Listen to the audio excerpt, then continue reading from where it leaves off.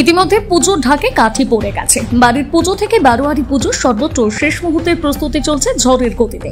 কলকাতা থেকে জেলার সর্বত্র বিগ বাজেটের থিমের পুজোগুলোতে ব্যস্ততা এখন তুঙ্গে। বর্তমানে কলকাতার থিমের পুজোগুলিতে টেক্কা দিচ্ছে জেলার পুজোগুলো। এক্ষেত্রে বিশেষভাবে লক্ষণীয় ব্যারাকপুর শিল্পাঞ্চলের দুর্গাপুজোগুলো। এর মধ্যে উল্লেখযোগ্য ব্যারাকপুর শিল্পাঞ্চলের অন্তর্গত ইছাপুর প্রাচীন পুজোগুলোর মধ্যে অন্যতম আনন্দমঠ কেন্দ্রীয় সর্বজনীন দুর্গোৎসব কমিটির দুর্গাপুজো। অন্যান্য বারের মতন এবারও ৭৫তম বর্ষে এই থিমের চমক নিয়ে হাজির এই পুজো।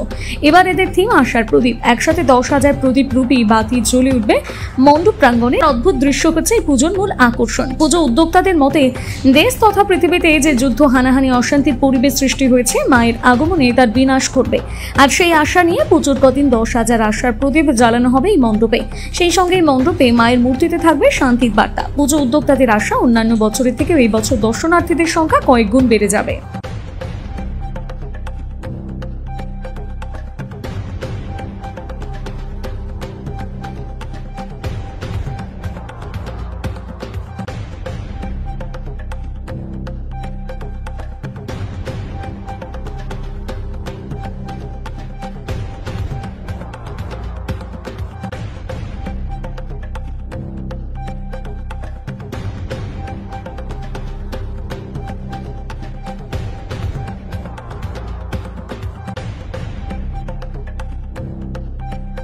এবং শিল্পীর ধারণা, যারা কল্যাণীতে যাবেন লুমিনিয়াসে, তারা একবার অন্তত এই থিম দেখার জন্য নামতে হবে, অথবা ওই দিক থেকেও কল্যাণী থেকেও মানুষকে এবার এদিকে আসতে হবে। এবং আমরা আশা করছি প্রচুর ভিড় হবে।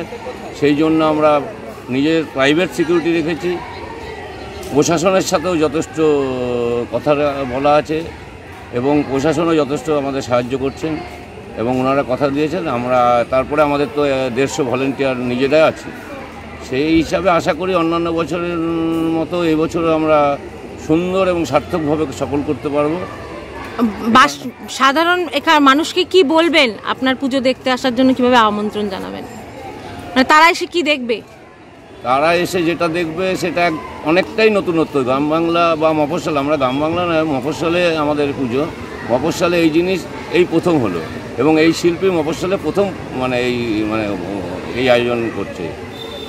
আচ্ছা, আপনার নাম? সুশান্ত দে, আমি সম্পাদক, আনন্দমঠ কেন্দ্রীয় সর্বজনীন দুর্গোৎসব। ক্লাবের নাম আর কততম বর্ষ? আমাদের এটা আনন্দমঠের প্রথম পুজো, কেন্দ্রীয় সার্বজনীন দুর্গোৎসব কমিটি। এটা মানে আনন্দমঠের জন্মলগ্ন থেকে বলতে পারেন এই পুজোটা আমাদের যারা পূর্বসূরীরা তারা শুরু করেছিলেন। এবছর আমাদের ৭৫তম বর্ষ। মোটামুটি আনন্দমঠের জন্ম ৭৫ বছর, এই পুজোটারও বয়স ৭৫ বছর। আর এটা আমাদের প্ল্যাটিনাম জুবিলি ইয়ার। আমাদের পুজোর এবছরের আমরা যে থিমের কাজ, তার দায়িত্ব তুলে দিয়েছি আমরা প্রখ্যাত শিল্পী শ্রীযুক্ত গৌরাঙ্গ কুইলা মহাশয়ের হাতে। আর আমাদের এবছরের থিমের নাম দেওয়া হয়েছে আশার প্রদীপ।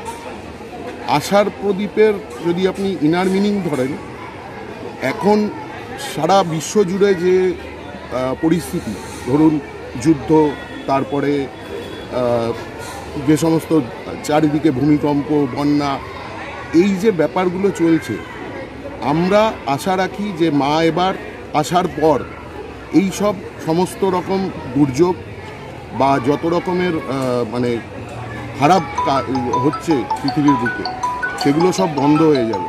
এই আশা রেখেই আমরা এখানে প্রায় ১০,০০০ বাতির আশার প্রদীপ জ্বালাচ্ছি। এবং